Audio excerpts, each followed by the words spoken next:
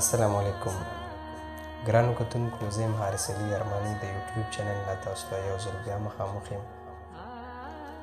دا ټیم کې ما تاسو دپاره یو ځل بیا د ارشد جان شاهکار صاحب یو ښایسته شانتې غزل راوړی دی چې تاسو ته یې په خپل اواز کې ووایم غزل دی چې مانه بغیر تپوسه داسې په تیاره به نه تلې مانه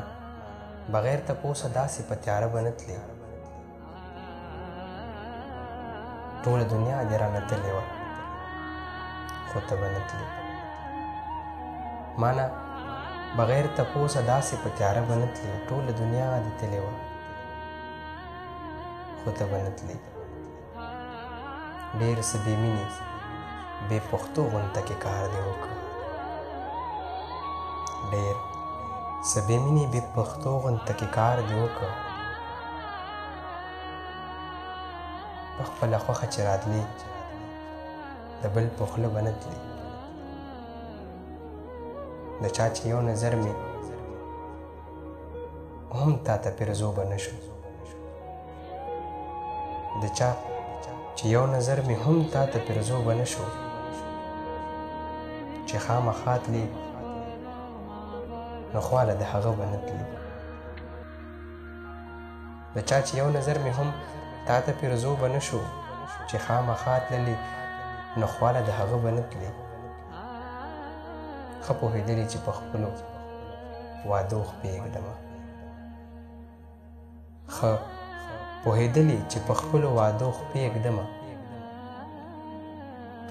ګینې نو داسې وارخطا بې زړه بې زړه به نه تلې ښه پوهېدلې چې په خپلو وعدو خپې ږدمه ګینې نو داسې وارخطا بې زړه بې زړه به نه تلې ما چې به اوښکو له هم ستا د سر قسم ورکړو ما چې به اوښکو له هم ستا د سر قسم ورکړو څه به ګریوانه پورې تللې او څه به نه تلې ما چې به اوښکو له هم ستا د سر قسم ورکړو څه به ګریوانه پورې تللې او څه به نه تلې ارشده زړه دې ارشده زړه ته دې د نوي ارمانونو کړې ارشده زړه ته دې د نوي ارمانونو کړې نورې دې نه راتللې خیر دی خو دا شته دې نه تللې نورې دې نه راتللې خیر دی خو دا شته دې نه تللې